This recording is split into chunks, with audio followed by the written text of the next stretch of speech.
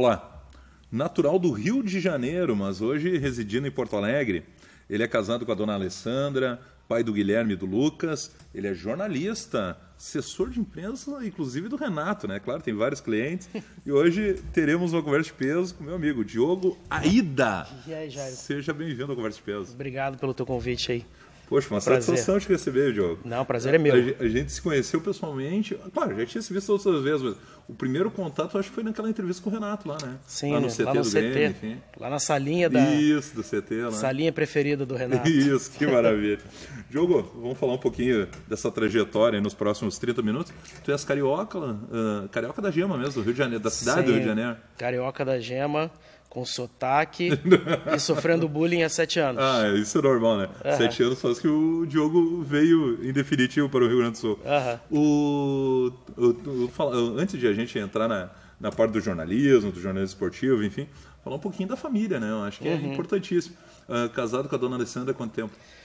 Olha, tem 10 anos já. 10 anos. 10 anos. E dessa união surgiram o seu Lucas e o seu Guilherme. O Espoleta, que você conheceu lá na Arena. Isso. E o Espoletinha, que ainda não foi, que é o Guilherme. Não, vai ter que levar, né? Vamos levar lá também. Um dia que a Arena tiver uma estrutura mais firme, tá aí certo. eu levo o Guilherme, porque o Lucas é tranquilo. Ah, imagina. Se o Lucas é tranquilo, imagina como é que é o Guilherme. Então. Você não imagina como é o Guilherme. Não imagina. Que maldade. Não, mas são dois amores na vida. Acredito, né? São... Filho é uma maravilha, sem dúvida.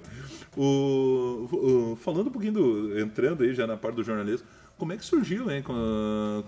Quando é que tu decidiu, bom, vou fazer faculdade, vou ser jornalista, a partir de momento, essa paixão, esse mosquitinho do jornalismo te picou? Cara, eu vou te dizer assim, ó, eu tive um professor no 2º ano, quando eu estudava no Instituto Guanabara, Domingos, era professor de História.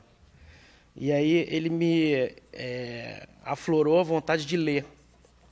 Pelo seguinte, ele fez uma vez uma prova, que ele disse assim, na véspera da prova, amanhã vocês podem trazer caderno, livro, podem trazer o que quiser, para consultar durante a prova. Mas eu garanto para vocês que vocês não vão usar. Olha só. Tá? Porque ele dava aula de história, contando a história e fazendo você entender a história. Legal. Tá? Incentivando você a ler vários livros. E aí eu falei, eu quero contar histórias também. Que legal. E na prova realmente não usei nem o caderno nem o livro. Tá? Porque a prova foi toda de você interpretar o que estava sendo dito ali naquela questão e recontar a história. E aí eu me apaixonei, eu quero contar a história. Quem é que conta história? Jornalista. Espetáculo esse. E aí fui fazer jornalismo. E aí quando você é picado por essa mosca azul, né? Não tinha jeito, assim. Aí a primeira vez que eu entrei numa redação de jornal, eu enlouqueci. Tu fizesse a faculdade em qual universidade? Na Estácio de Sá. Na Estácio de Sá. E tu começaste a tua vida profissional no jornalismo em que ano?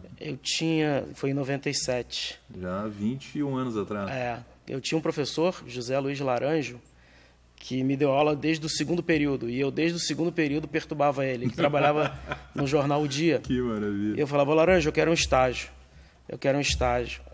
E foi assim. E eu tinha que pagar a faculdade, então eu trabalhava... Foi mais por insistência do que por outra coisa. E eu tinha que pagar a faculdade, né? Minha mãe ajudava, pagava também, mas eu tinha que ajudar de alguma forma, então eu fui trabalhar em banco. E até que ele me arrumou o estágio no jornal A Notícia, que era um jornal que era... A gente lá no Rio falava que era um jornal que a gente espremia e saía sangue. Mas ele tinha também a parte de esporte. Claro. E aí, de tanto eu perturbar o Laranjo, ele me conseguiu o estágio no Jornal Notícia. Então, eu ia para o banco de manhã, trabalhava de 8 ao meio-dia no banco, saía ao meio-dia, ia para o estágio, chegava às 1 da tarde, saía às 7 da noite e ia para a faculdade até 11 horas. E o pessoal às vezes diz que é fácil, que o cara deu sorte. Pois é. É mais ou menos isso. Então, e eu adorava. Sem dúvida, isso, né? adorava Sem isso. Tá, então... Jornal é minha paixão, assim, eu não sou enlouquecido pela dinâmica de uma redação de jornal, sabe? Tu é mais da escrita do que de rádio, TV, enfim. Eu já participei de programas de rádio e de TV também, mas eu sempre trabalhei em redações de jornal impresso. Sempre foi assim na Notícia, depois eu fui para o Dia, depois eu fui para o Extra, fiz coisas no Globo também. até que migrei para a assessoria de imprensa. E como é que surgiu o jornalismo esportivo, propriamente dito? O Diogo sendo setorista lá no Rio de Janeiro, partir de momento que tu começaste a realmente entrar, se inserir no meio do futebol? Sabe, o futebol é a paixão de todo mundo, Claro. né? E comigo não era diferente. Então, eu ia a treino em véspera de jogo decisivo, eu ficava na arquibancada, enfrentava fila de 3 horas para comprar ingresso, Nossa. para ver jogo. Eu falei, não, então eu quero viver esse universo. Né? Então, eu juntei as duas coisas que eu mais gostava, o jornalismo e o futebol. Então, foi uma coisa meio que automática. Ah, tu vai trabalhar em jornalismo esportivo? Vou. É o que eu quero fazer. Mas Já foi no primeiro jornal que tu... já na notícia eu já era, notícia? já era estagiário de esporte, Olha só. da editoria de esporte. E aí já, a partir daí... E foi ali que eu conheci o Renato, inclusive. Olha só. 97. Ele 96, estava no 97. Fluminense? Ele estava no Fluminense, saindo do Fluminense e indo para o Flamengo. Sim, encerrando a retornando carreira. isso, já no final da carreira. Né? Encerrando a carreira. Porque depois ele começa a carreira de técnico dele no Madureira, 2001, né? Isso. no Madureira. Isso. E nesse período ali de início, porque a gente sabe como é que funciona, né? O pessoal às vezes em casa não tem muita noção, mas o início do jornalismo esportivo, do jornalista esportivo, ia a treino, começa a vivenciar aquilo que tu só ouvia falar, ou só, né, às vezes ficava na expectativa de saber uma notícia, algo assim, e tu começa a ir aos locais de treinos, de jogos, a conviver com grandes atletas, com dirigentes, com técnicos, enfim. Mas só que no início, poxa, quem é esse garoto que está chegando? Da onde é que veio? Qual é? Será que ele tem alguma informação que eu não tenho? Enfim, como é que foi esse início para ti e essa aceitação também no meio, né? Sabe o que é o mais difícil no início, pelo menos para mim? Foi você conciliar o trabalho, você tem que ser profissional. Com a paixão. Mais do que isso, com o contato que você passa a ter com quem é teu ídolo. Isso mesmo. Né? E eu vou te dar um exemplo muito claro disso. Teve um dia, eu estava na redação, e o meu editor, o André Baloco, na época, virou para mim e falou assim, ô Diogo, liga para o Zico e marca uma entrevista com ele. Vá. Aí eu falei, tá, mas é sério, tu quer que eu ligue para o Zico?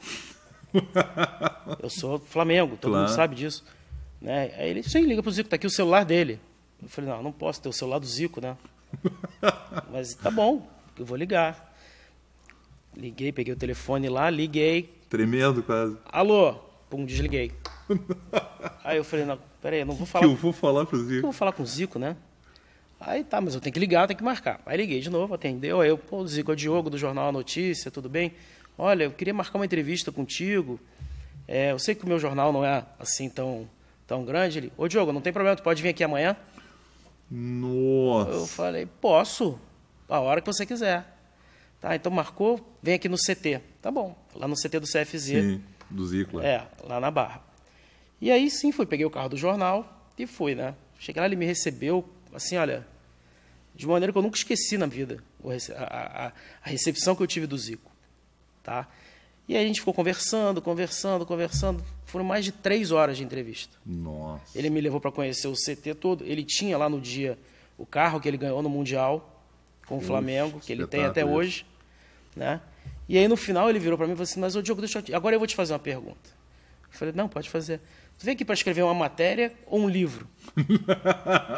Aí eu falei, Zico, me desculpa, cara, mas assim, ó, é a primeira vez que eu falo contigo, eu sou Flamengo, tu vai me desculpar. Poxa. Né? Aí ele, não, você não é Flamengo. Aí eu falei, sou, pô, claro que eu sou Flamengo. Claro. Não, se você fosse Flamengo, você tinha trazido uma camisa para autografar. Nossa. Aí eu falei, não seja por isso. Abri a bolsa, aqui, ó. Entreguei a camisa, ele autografou e eu nunca mais usei nem lavei a camisa. Eu tenho até hoje. Hoje os meus filhos têm as camisas deles autografadas pelo Zico também. E é interessante contar essa história e outras, né, Diogo?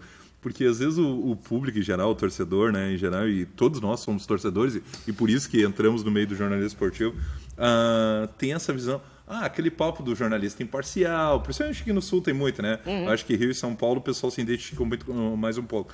Mas tem esse negócio, não, uma hora tu tá entrevistando, e como profissional é assim mesmo, né? Sim, tu tá entrevistando o cara do Flamengo, do Fluminense, do Vasco, do Botafogo, do Grêmio, do Inter, enfim, independente de cores.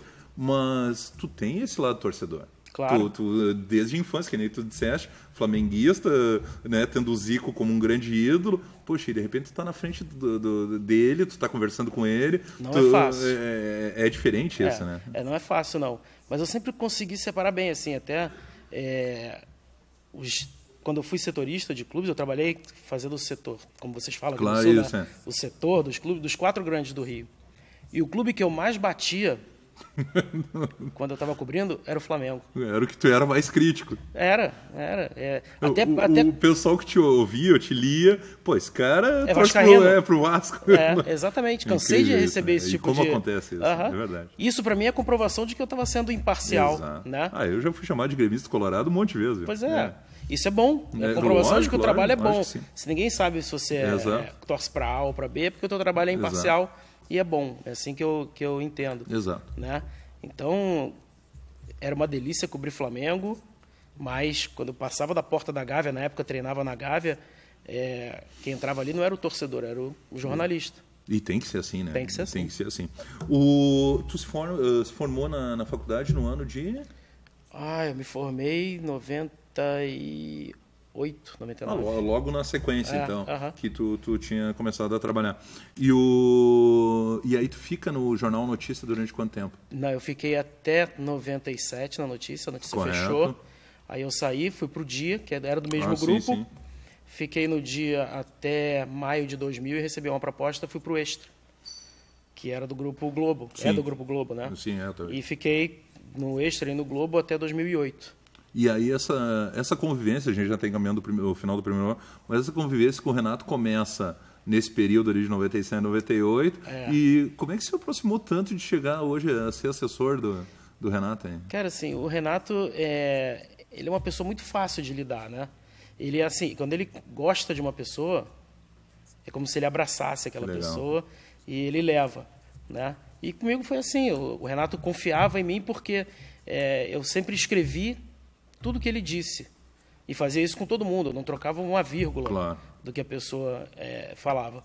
Então, sempre... não era aquele papo de interpretar o que o cara estava dizendo. Não tem isso. Não tem isso. Transcrevia o que ela falava de forma literal. E se eu tivesse alguma dúvida do que eu estava ouvindo, eu perguntava de novo. Lógico. Né?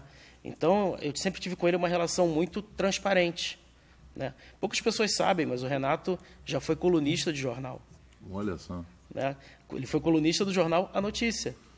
E eu me aproximei dele porque eu escrevia as colunas dele. Que espetáculo. Eu ligava para ele toda semana, pegava os assuntos que ele queria que fossem comentados e eu transformava num texto jornalístico ali, de coluna. Sim.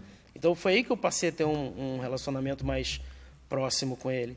E isso seguiu depois que ele virou treinador. Eu cobri o Renato técnico do Fluminense várias vezes. Campeão da Copa do Brasil. Sim, em 2007, né? 2007, depois vice da Libertadores, 2008. Foi a última vez que eu cobri o Renato ali como... E tu sabe que eu comento isso bastante, Diogo, e desde da outra, o Renato já é a terceira vez que está sendo técnico do Grêmio.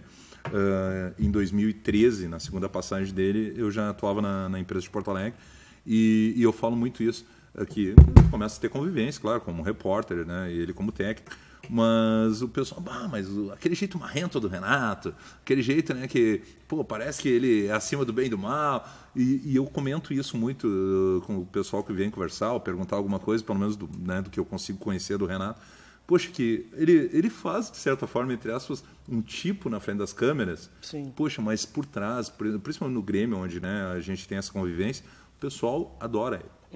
Desde da senhora da cozinha lá, do pessoal, o roupeiro, enfim, até o presidente, todos têm uma admiração muito grande pelo Renato, não só pelo profissional que é, mas pela pessoa que ele é, né? E eu acredito que lá no Rio de Janeiro já era assim também. Sabe que se você quiser conhecer, eu tinha isso como um dogma, tá? Se você quer conhecer aquele atleta, entender como ele é de verdade, não na frente da câmera, ou quando ele está gravando alguma coisa, conversa com o roupeiro, exatamente, conversa com o massagista, e aí você vai entender que esses caras amam o Edmundo, eles amam o Romário, eles amam o Renato. Espetacular isso. Entendeu?